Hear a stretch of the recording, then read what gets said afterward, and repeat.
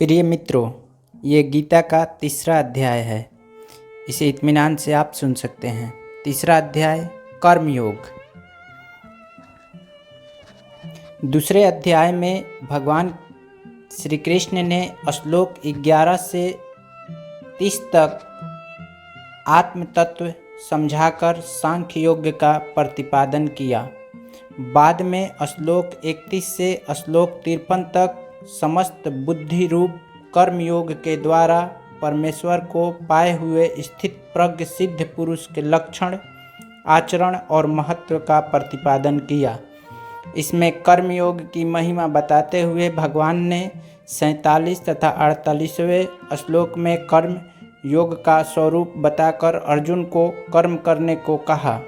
49वें श्लोक में समत्व बुद्धि रूप कर्मयोग की अपेक्षा सकाम कर्म का स्थान बहुत नीचा बताया। 50वें श्लोक में समत्व बुद्धि युक्त पुरुष की प्रशंसा करके अर्जुन को कर्मयोग में जुड़ जाने के लिए कहा और 51वें श्लोक में बताया कि समत्व बुद्धि युक्त ज्ञानी पुरुष को परम पद की प्राप्ति होती है। यह प्रसंग सुनकर अर्जुन ठीक से तय नहीं कर पाया, इसलिए भगवान से उसका और स्पष्टीकरण कराने तथा अपना निश्चित कल्याण जानने की इच्छा से अर्जुन पूछता है। अर्जुन बोले, हे जनार्दन, यदि आपको कर्म की अपेक्षा ज्ञान श्रेष्ठ मान्य है तो फिर हे केशव, मुझे भयंकर कर्म में क्यों लगाते हैं?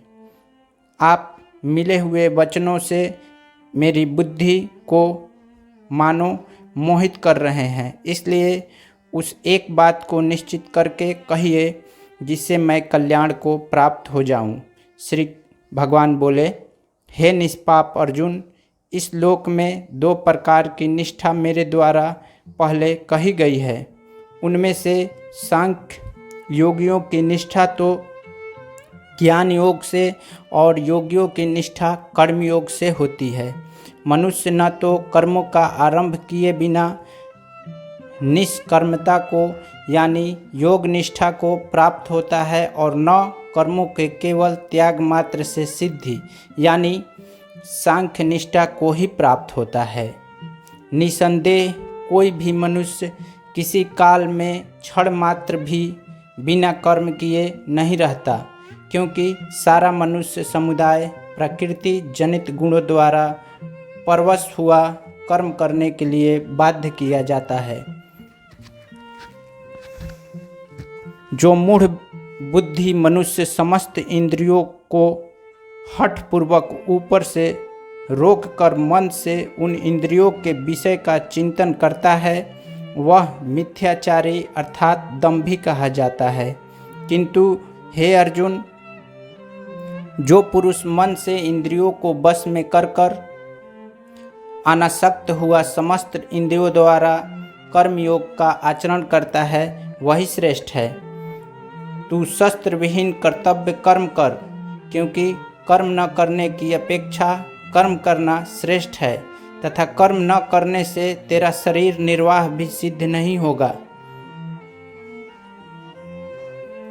यज्ञ के निमित्त किए जाने कर्मों के अतिरिक्त दूसरे कर्मों में लगा हुआ ही यह मनुष्य समुदाय कर्मों से बंधता है। इसलिए हे अर्जुन, तू आसक्ति से रहित होकर उस यज्ञ के निमित्त ही भली भांति कर्तव्य कर्म कर।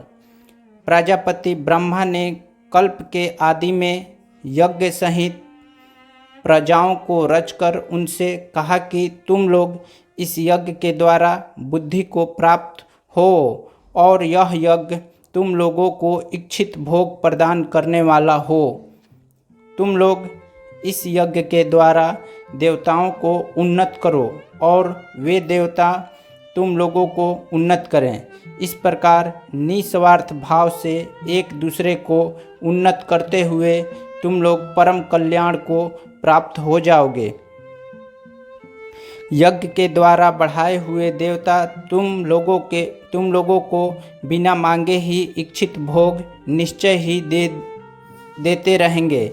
इस प्रकार उन देवताओं के द्वारा दिए हुए भोगों को जो पुरुष उनको बिना दिए स्वयं भोगता है वह चोरी ही है। यज्ञ से बचे हुए अन्न को खाने वाले श्रेष्ठ पुरुष सब पापों से मुक्त हो जाते हैं और पापी लोग अपना शरीर पोषण करने के लिए ही अन्न पकाते हैं, वे तो पाप को ही खाते हैं। संपूर्ण प्राणी अन्न से उत्पन्न होते हैं। अन्न की उत्पत्ति वृष्टि से होती है, वृष्टि यज्ञ से होती है और यज्ञ विहित कर्मों से उत्पन्न होने वाला है। कर्म समुदाय को तू वेद से उत्पन्न और वेद को अविनाशी परमात्मा से उत्पन्न हुआ जान। इससे सिद्ध होता है कि सर्वव्यापी परम अक्षर परमात्मा सदा ही यज्ञ में प्रतिष्ठित हैं। हे पार्थ, जो पुरुष इस लोक में इस प्रकार परंपरा से प्रचलित सृष्टि चक्र के अनुकूल नहीं बरतता अर्थात अपने कर्तव्य का पालन नहीं करता, वह इंद्रियों के द्वारा भोगों में रमण करने वाला पापायु पुरुष व्यर्थ ही जीता है। परंतु जो मनुष्य आत्मा में ही रमण करने वाला और आत्मा में ही तृप्त तथा आत्मा में ही संतुष्ट है, उसके लिए कोई कर्तव्य नहीं है। उस महापुरुष का इस विश्व में न तो कर्म करने से कोई प्रयोजन रहता है और न कर्म के न करने से ही कोई प्रयोजन रहता है, अर्थात संपूर्ण प्राणियों में ही इसका किंचिन मात्र भी स्वार्थ का संबंध नहीं रहता। इसलिए तू निरंतर आसक्ति से रहित होकर सदा कर्तव्य कर्म को भली भांति करता रह, क्योंकि आसक्ति से रहित होकर कर्म करता हुआ मनुष्य परमात्मा को प्राप्त हो जाता है। जनक आदि ज्ञानी जन भी आसक्ति रहित कर्म द्वारा ही परम सिद्धि को प्राप्त हुए थे। इसलिए तथा लोक संग्रह को देखते हुए भी तू कर्म करने को ही योग्य है, अर्थात तुझे कर्म करना ही उचित है। श्रेष्ठ पुरुष जो जो आचरण करता है, अन्य पुरुष भी वैसा वैसा ही आचरण करते हैं। वह जो कुछ प्रमाण कर देता है, समस्त मनुष्य समुदाय उसके अनुसार बरतने लग जाता है। हे अर्जुन, मुझे इन तीनों लोकों में न तो कुछ कर्तव्य है, न ही कोई भी प्राप्त करने योग्य वस्तु अपर्याप्त है, तो मैं कर्म में ही बरतता हूँ। क्योंकि हे पार्थ, यदि कदाचित मैं सावधान होकर कर्मों में न बरतूं तो बड़ी हानि हो जाए, क्योंकि मनुष्य सब प्रकार से मेरे ही मार्ग का अनुसरण करते हैं। इसलिए यदि मैं कर्म न करूं तो ये सब मनुष्य नष्ट भ्रष्ट हो जाएं और मैं संकर्ता का करने वाला होऊं तथा इस समस्त प्रजा को नष्ट करने वाला बनूं।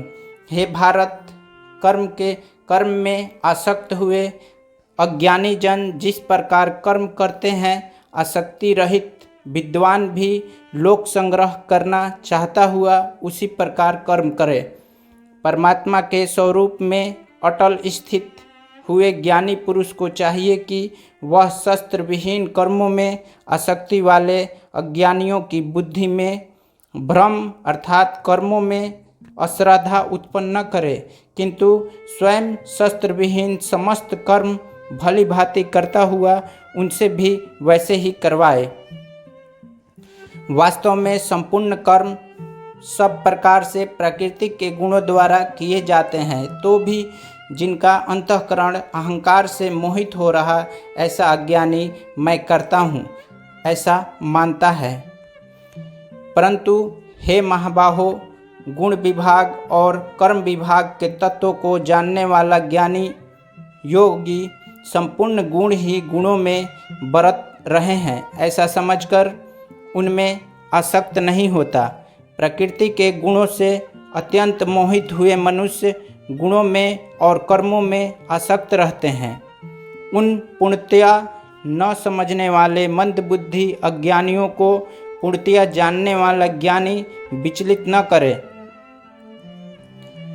मुझ अंतर्यामी परमात्मा में लगे हुए चित्त द्वारा संपूर्ण कर्मों को मुझ में अर्पण करके आशा रहित ममता रहित और संताप रहित होकर युद्ध कर।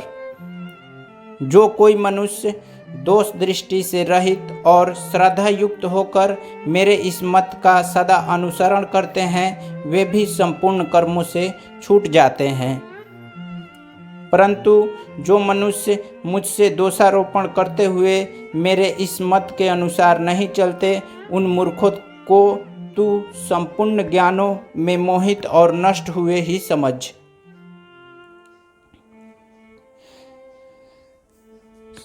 सभी प्राणी प्रकृति को प्राप्त होते हैं, अर्थात अपने स्वभाव के परवश हुए कर्म करते हैं।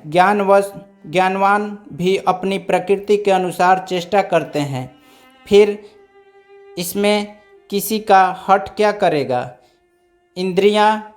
इंद्रिय के अर्थ में अर्थात प्रत्येक इंद्रिया के विषय में राग और द्वेष छिपे हुए स्थित हैं। मनुष्य को उन दोनों के बस में नहीं होना चाहिए, क्योंकि वे दोनों ही इसके कल्याण मार्ग में विघ्न करने वाले महान शत्रु हैं। अच्छी प्रकार आचरण में लाए हुए दूसरे के धर्म के गुण रहित भी अपना धर्म अति उत्तम है। अपने धर्म में तो मरना भी कल्याणकारक है और दूसरे का धर्म भय को देने वाला है। अर्जुन बोले, हे कृष्ण, तो फिर यह मनुष्य स्वयं न चाहता हुआ भी बलात् लगाए हुए भी भांति किससे प्रेरित होकर पाप का आचरण करता है। श्री कृष्ण भगवान बोले, रजोगुण से उत्पन्न हुआ यह काम ही क्रोध है। यह बहुत खाने वाला अर्थात भोगों से कभी न अघाने वाला और बड़ा पापी है। इसको ही तू इस विषय में बैरी जान। जिस प्रकार धुएं से अग्नि और मैल से दर्पण ढक जाता है तथा जिस प्रकार जेर से गर्भ ढका रहता है, वैसे ही उस काम के द्वारा यह ज्ञान ढका रहता है। और हे अर्जुन, इस अग्नि के समान कभी न पूर्ण होने वाले काम रूप ज्ञानियों के नित्य बैरी के द्वारा मनुष्य का ज्ञान ढका हुआ है। इंद्रियां, मन और बुद्धि ये सब वास स्थान कहे जाते हैं। यह काम इन मन, बुद्धि और इंद्रियों के द्वारा ही ज्ञान को आच्छादित करके जीवात्मा को मोहित करता है। इसलिए हे अर्जुन, तू पहले इंद्रियों को वश में करके इस ज्ञान और विज्ञान का नाश करने वाले महान पापी काम को अवश्य ही बलपूर्वक मार डाल। इंद्रियों को स्थूल शरीर से पर यानी श्रेष्ठ, बलवान और सूक्ष्म कहते हैं। इन इंद्रियों से पर मन है, मन से भी पर बुद्धि है, और जो बुद्धि से भी अत्यंत पर है वह आत्मा है। इस प्रकार बुद्धि से पर अर्थात सूक्ष्म, बलवान और अत्यंत श्रेष्ठ आत्मा को जानकर और बुद्धि के द्वारा मन को बस में करके, हे महाबाहो, तू इस कामरूप दुर्जय शत्रु को मार डाल। इस प्रकार उपनिषद, बाह्य विद्या तथा योग शास्त्र रूपम श्रीमद् भागवत गीता के श्री कृष्ण अर्जुन संवाद में कर्मयोग नामक तृतीय अध्याय संपूर्ण हुआ। आप हमारे चैनल पर आएं, वीडियो देखें, इसके लिए आपका बहुत बहुत धन्यवाद। आशा करता हूं कि आपको ये वीडियो पसंद आया होगा।